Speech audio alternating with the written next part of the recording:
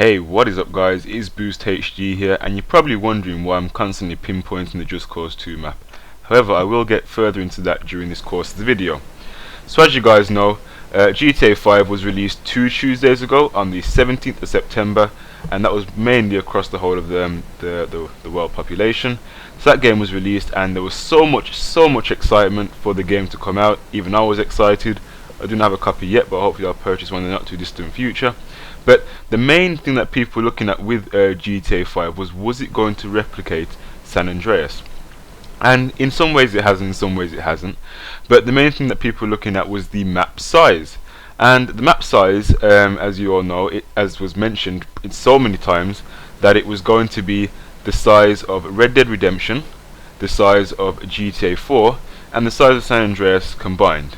And that has definitely been verified. I mean, if you look at the map, we tried to pierce the piece of the jigsaw puzzle really of all the different maps to try and see if we can get a rough estimate of how big the GTA 5 map was going to be. And the map did get leaked, as you all know.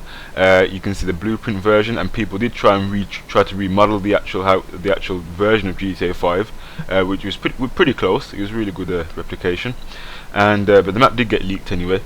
And so, as you all know, it's quite a big map. I've watched many videos, and I can say without a shadow of a doubt this map is pretty big.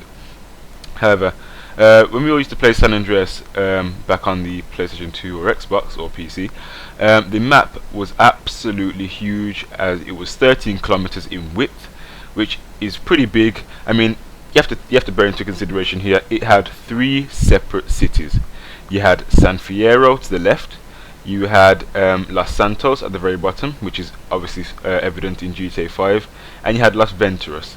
And then on top of that, you had all of the countryside, including Mount Chiliad, which again is present on GTA 5. But you had so much countryside and small village towns, and just you had like Area 51 sort of thing, and you had so much space in the whole of the whole map size. It was huge, and on top of that, you had a whole train that went around the outskirts. But yeah. GTA San Andreas had a pretty big map, 13 kilometers in width. That is pretty big, considering it took me about to drive from top to bottom. It would take me about, in real time, I'd say about 5 minutes, depending on the car obviously, and that's driving. Flying slightly faster, of course, but definitely it was a pretty big map. Definitely one of the biggest maps, apart from True Crime, but definitely one of the biggest maps that were out there at the time. So I'll definitely have to vouch and say that it was a pretty big map. So then GTA 5 is now released, and again the map is absolutely massive. If you look at GTA Liberty City Stories, or not Liberty, just general Liberty City or GTA 4, they have a similar map. As you can see, that map from GTA 4 will pretty much fit, with the 3 islands, will fit into just the Los Santos area. And as you can see, that's pretty impressive that they've been able to do that. But yeah, so that's pretty much the size of GTA 5. On top of that, you got the whole countryside growing up the top part of the map, and that is pretty much twice the size of the city, making it 3 times the size of the Los Santos city, which it's about I don't know, I'm not sure how to say. It's about 100 kilometers in width, which is absolutely huge. That's quite wide, and it's obviously about 200 in height. So it's a massive map. It really is a big map. But that's not really why I'm here today. I'm going to be talking about Just Cause 2. Now, I bought Just Cause 2, and there's an unboxing of that pretty much game on that game on my channel. I will put a link to it in the description below. And I bought that game about, I think it was about March, Aprilish. I think I have to double check on the upload date. And I played it a few times. It's pretty much sat on the shelf. I play it on the odd occasion, and I've never really explored the map as such, but I just decided to just plug it in. There's a massive hype about GTA 5 maps and what it was going to look like. So there's a massive hype about that. So I thought, let me just play Just Cause 2, because apparently people were saying, I had no clue at the time, people were saying that Just Cause 2 has an incredibly big map. Now, I did not buy Just Cause 2 for that intention. I bought it mainly because it just fitted that theme of that GTA theme sort of game. And you can fly planes, which at the time you can't do at GTA 4. So I bought this game for just the expandability and how much you could possibly do with this game. That was mainly the reason why I bought the game. I did not buy it with the intention of the map. Now here's the punchline of this whole video. GTA 5, the GTA 5 map, as in released September 17th, is 3 times smaller than the Just Cause 2 map. So that means GTA 5 can fit 3 times into Just Cause 2.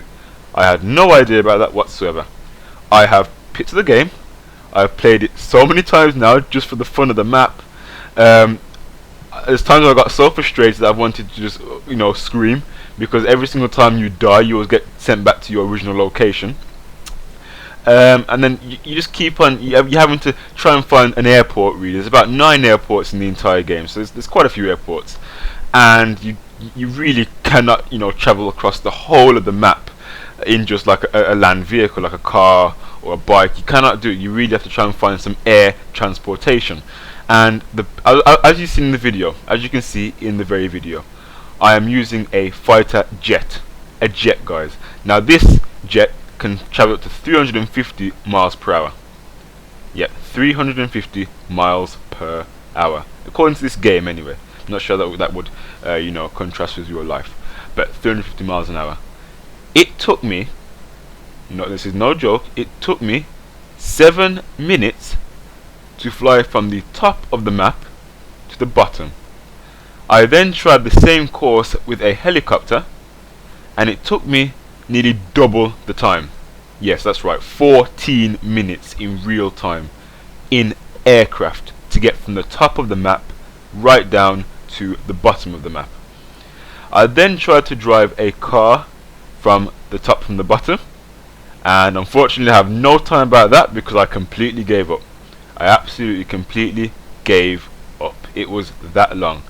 So with all the hype about GTA 5 map, there was never really so much hype about this Just Cause 2 map. I don't know if it's because most of it is countryside. There's like a small city, but it is mainly countryside. But the map is huge. Absolutely massive. In fact, on some scales it can be argued it's too big. I mean, it is a really big map, and I never ever realized that.